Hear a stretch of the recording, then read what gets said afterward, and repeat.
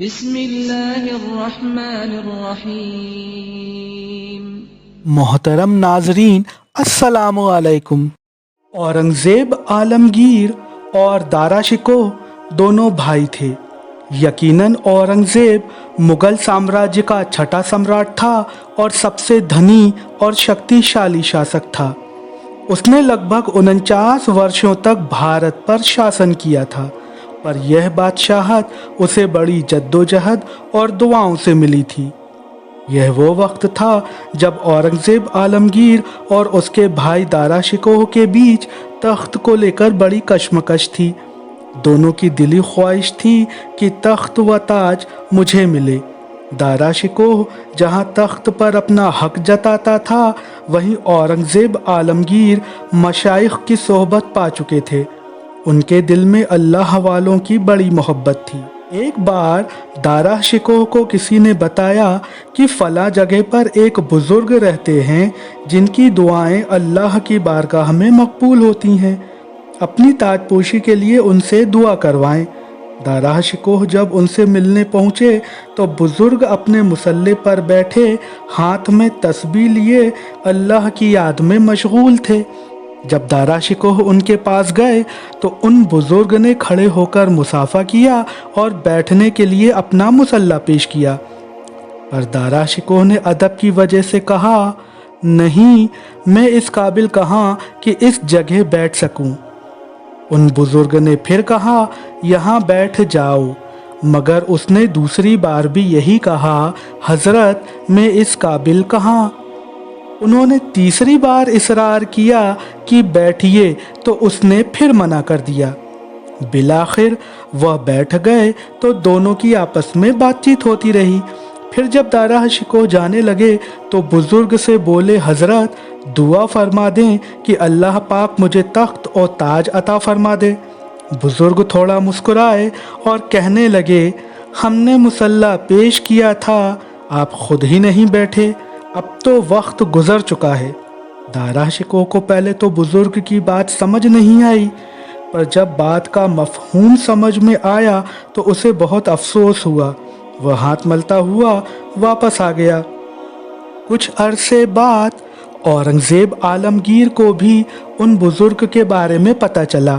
آپ پہلے سے ہی اللہ کے محبوبوں کے عقیدت مند تھے تو لہٰذا چل پڑے ان سے ملنے۔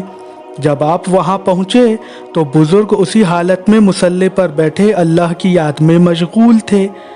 اورنگزیب ان کے پاس پہنچے تو بزرگ نے کھڑے ہو کر اورنگزیب کا استقبال کیا اور اپنا مصلی بیٹھنے کے لیے پیش کیا۔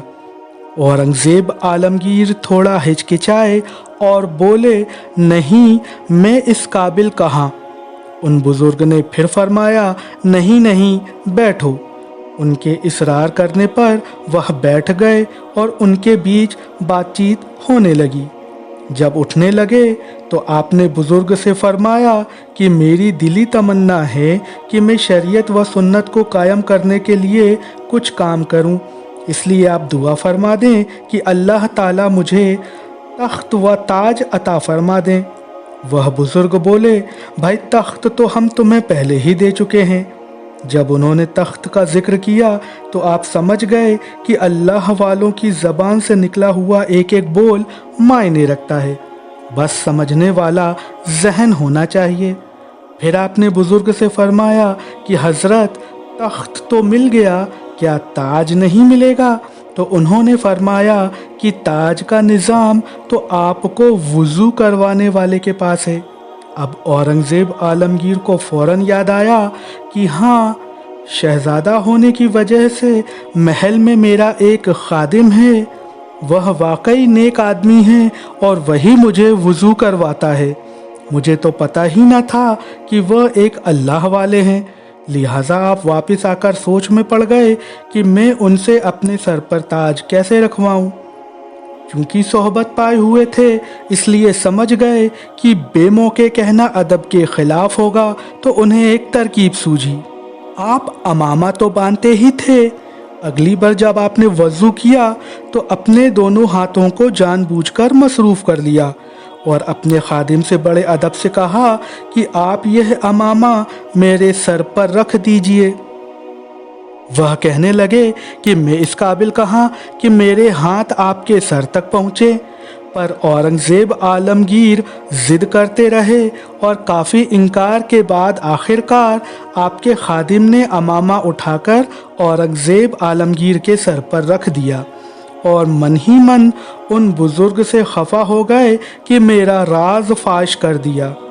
آخرکار اورنگزیب عالمگیر کو آگے چل کر تخت اور تاج دونوں مل گئے تو دیکھا آپ نے اللہ والوں کی شان بڑی نرالی ہوتی ہے، ان کا ہر عمل اللہ و رسول کے فرمان کے مطابق ہوتا ہے۔